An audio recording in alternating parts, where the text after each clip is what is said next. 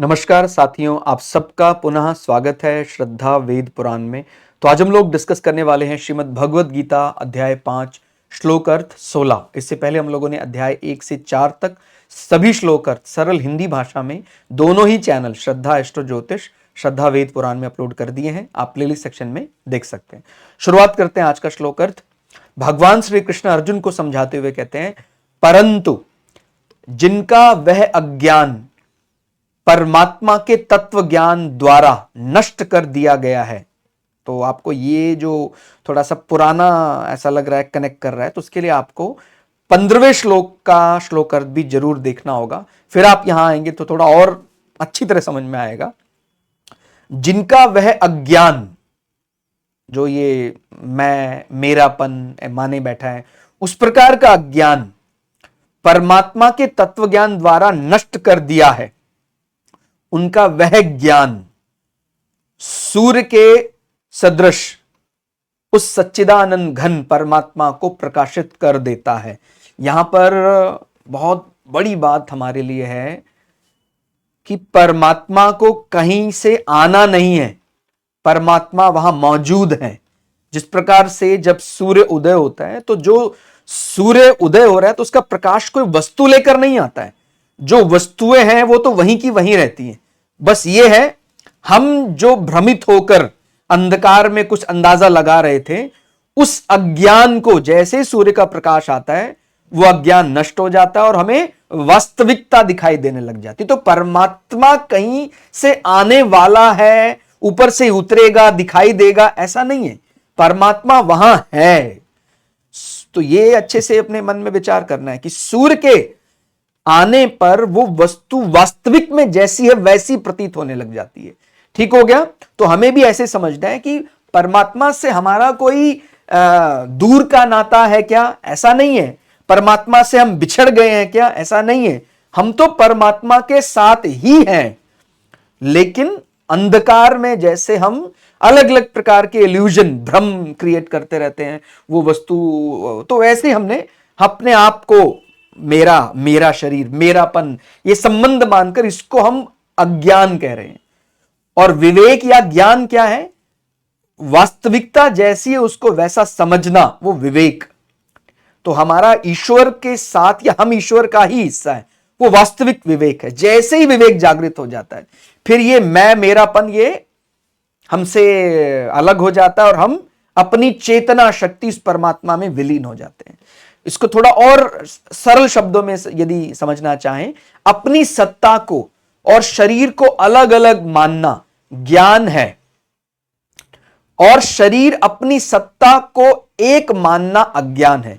ठीक हो गया। तो मैं अपनी सत्ता माने एक प्रकार से मेरी चेतना शक्ति को मैं जब अपने शरीर से अलग समझने लग जाता हूं, धीरे धीरे ऐसा अनुभव, कोई ऐसा अनुभव, ऐसा अभ्यास भी करना चाहिए, मन में विचार करना चाहिए कि मैंने अभ्यास करने के यही तरीके हैं कि मैं कौन हूं, क्या ये मेरा हाथ मैं हूं, मेरा सर मैं हूं।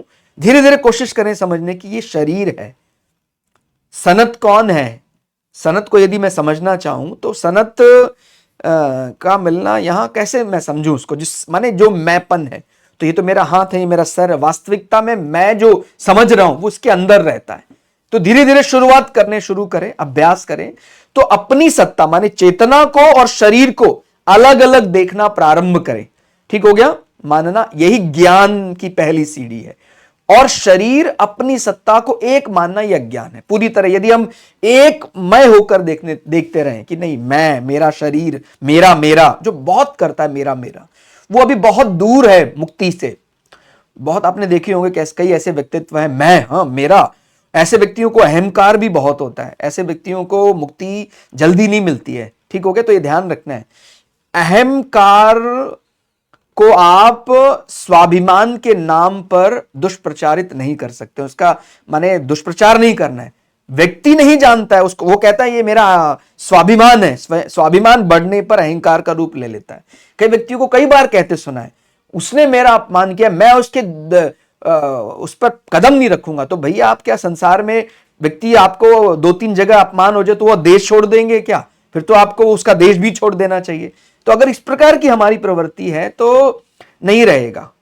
हमें अपने मानसिकता को वहां पर रोकना नहीं है कि उसने कर दिया मेरा अपमान। जब कभी देवताओं की या ईश्वर की कृपा होती है हम पर, तो वही व्यक्ति जो कल अपमानित दृष्टि से देख रहा था बहुत सम्मानित दृष्टि से देखने लग जाता है। लेकिन अगर हमने मन में उसी के प्रति कहां तो भगवान का चिंतन करना चाहिए था, कहां उस व्यक्ति का चिंतन करे बैठे हैं, उसने किया था, वो सब मैं वहां नहीं जाऊंगा।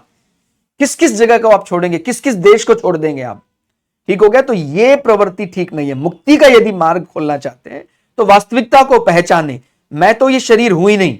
जब इस प्रकार से हम सोचना शुरू करते हैं तो फिर शायद कोई ऐसा पुण्य उदय हो गया है और हम अब सही दिशा में, माने जो हमारा विवेक है वो हमें सही दिशा में लेकर जा रहा है। तो पहले मैं बालक था, माने ये भी समझना है कि अगर शरीर से जुड़ाव मानेंगे तो आप देख ही रहे हैं शरीर से तो कितने अलग अलग परिवर्तन है, कभी स्थिर रहता ही नहीं है। शरीर से जुड़ाव तो दुख का कारण सदा ही रहा है।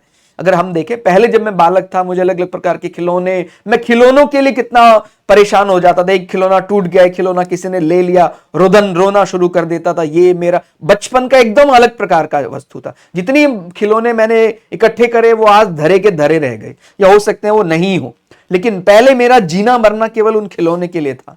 तो आप समझ सकते हैं अगर वो वास्तविकता होती तो वो वैसे ही वैसा रहना चाहिए था। वो तो अब नहीं है। पहले मैं बालक था और खिलौने आदि मेरे थे, उसके लिए मेरा जीना मरना था।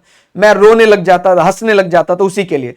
अब मैं युवा हो गया, वृद्ध हो गया, मेरे अलग अलग ऑब्जेक्टिव बदलते रहते हैं। युवा होने के बाद मुझे अब रोजगार चाहिए, मैं बहुत खुश हो गया, सुंदर स्त्री मिल गई, पुत्र हो गए, मेरा उनके प्रति बहुत ज्यादा मोह हो गया, धन मकान अलग अलग प्रकार, वृद्धावस्था, ये सब चीजें।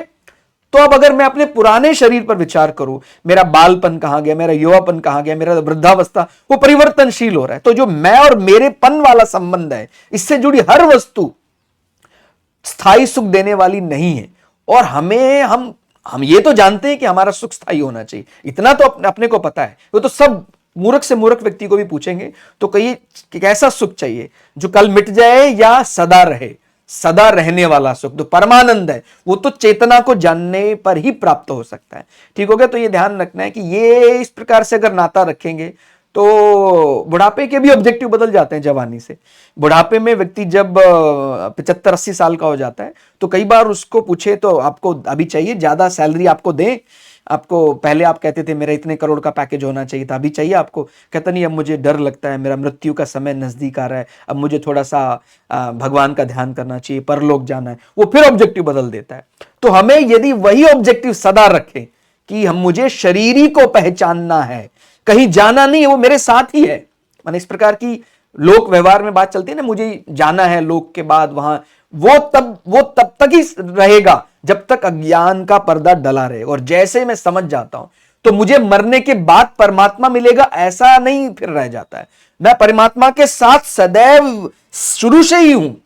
यह ज्ञान का पर्दा जैसे ही हटता है, तो वही बात बोली, सूर्य के आते ही परमात्मा प्रकट नहीं होता, परमात्मा तो वहां है, वो दिखाई देने लग जाता है। चेतना, मेरी चेतना और परमात्मा एक दिखाई देने लग जाता है।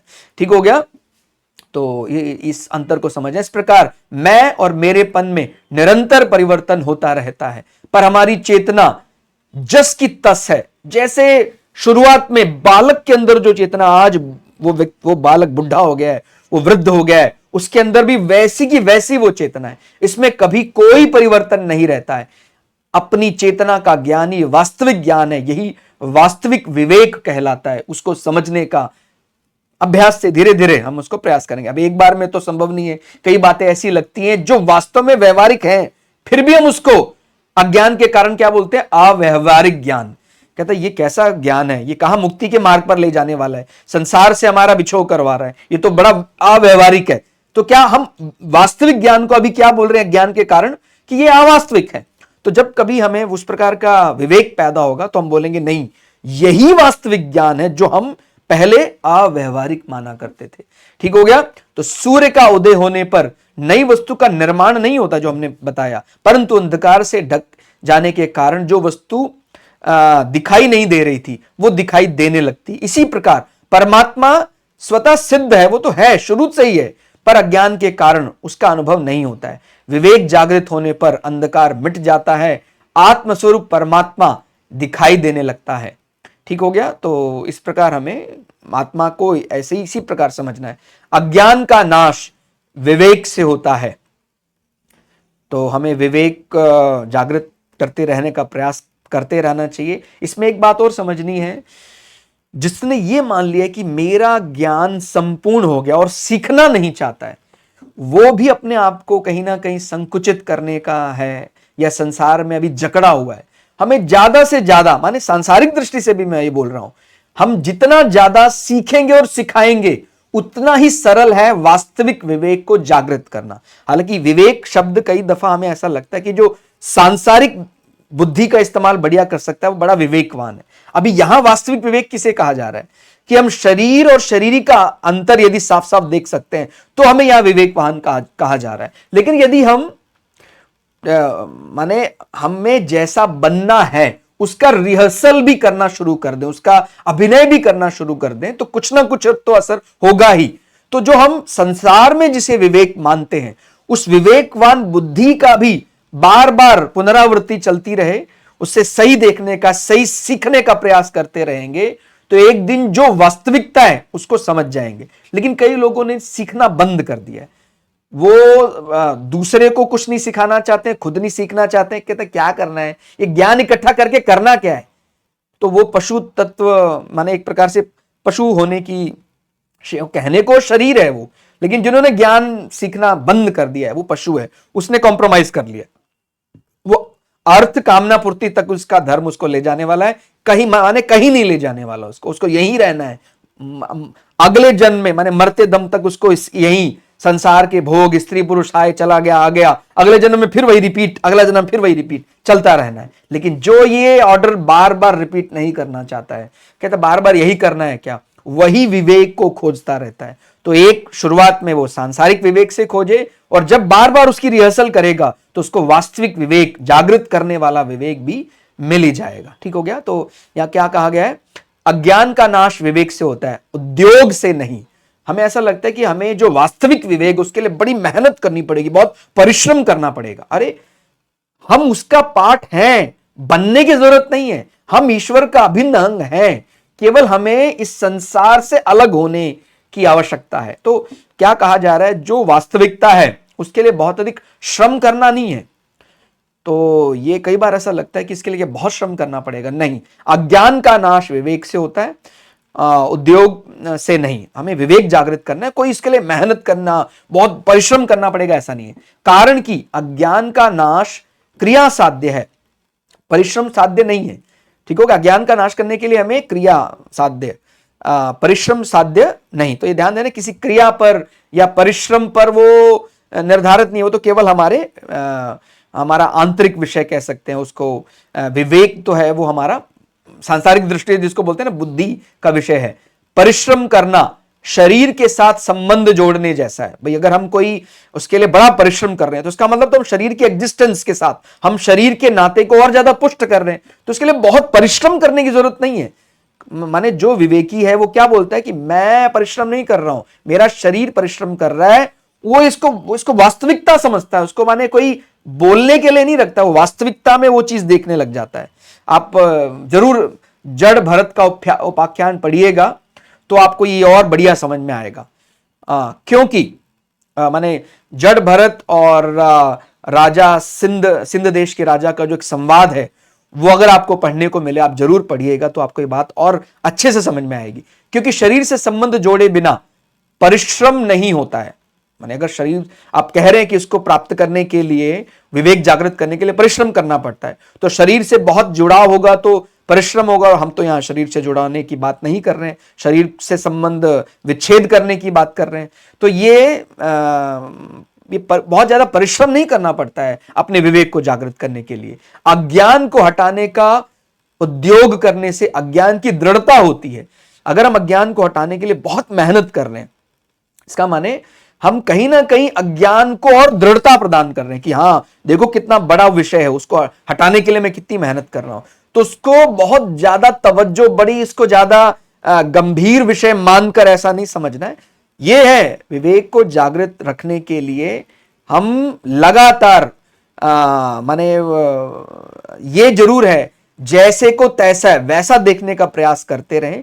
लेकिन इसमें कोई बहुत ज्यादा शारीरिक श्रम यदि आपको लग रहा है, आपको ऐसा लग रहा है बहुत मेहनत करनी पड़ेगी, ऐसा कुछ नहीं है। ना तो बहुत मेहनत, और किसी को ऐसा भी लगता है कई दफा पता नहीं कितने जन्म बीत जाएंगे। इसी क्षण यदि हमारा विवेक निश्चल होकर एकदम प्रेम से मैं मेरापन समाप्त कर देता, वो अभी का भी प्राप्त हो जाता है। उसके पुराने वीडियो में हमने डिस्कस किया था कितने जन्मों के पाप एक जन्म एक क्षण में भी नष्ट हो सकते हैं यदि हमारा विवेक वास्तव में एकदम निश्चल है, बिना ईर्ष्या के है। मैं मेरापन समाप्त होते ही वो विवेक जागृत हो जाता है और मेरे सारे ना जाने कितने जन्मों के पाप पुण्य नष्ट हो जाते हैं और मैं ईश्वर में समाहित हो जाता हूं, ईश्वर में समा जाता हूं। ठीक हो गया? क्योंकि उसकी सत्ता मानकर ही उसे हटाने का उद्योग हो सकता है। इसलिए हटाना नहीं, सिर्फ वास्तविकता को जानना है। तो किसी को हटाने का प्रयास नहीं, केवल ईश्वर का वास्तविक स्वरूप हमें समझना है। बहुत ज्यादा यदि हम परिश्रम कर रहे हैं, बहुत ज्यादा उद्योग कर रहे हैं, इसका माने हमने कहीं ना कहीं उसको माना तो है ही वास्तविकता, वो वास्तविकता नहीं है, वो केवल एक भ्रम है। और उस भ्रम को निश्चित रूप से हम सभी लोग जब ये पढ़ते हैं श्लोक अर्थ, तो हमारे मन में हमारी बुद्धि उसके अर्थ को ग्रहण नहीं करती, क्योंकि हम संसार में इतने ज्यादा मैं मेरेपन से लिप्त हो चुके हैं, ये बुद्धि ग्रहण नहीं कर रही है। अगर नहीं कर रही है इसका मतलब अभ्यास करने की जरूरत है, बस इतना ही है। लेकिन अभ्यास छोड़ने वाले नहीं है हम, अभ्यास निरंतर जारी रहेगा। एक दिन अनायास ही हमको ये बात पता लग जाएगी कि मैं कौन हूं, मेरा वास्तविक स्वरूप क्या है। और जब मैं ये समझ जाऊंगा तो फिर ये मैं मेरापन, अगला जन्म, पिछला जन्म, पाप पुण्य की गठरी, ये सब समाप्त हो जाएगा। तो आज के श्लोक अर्थ में फिलहाल इतना ही। क्लास आपको कैसी लगी कमेंट करके जरूर बताइएगा। मिलते हैं अगली वीडियो में, तब तक के लिए जय श्री भगु पराशरा, जय श्री शुक्राचार्य, नमस्कार।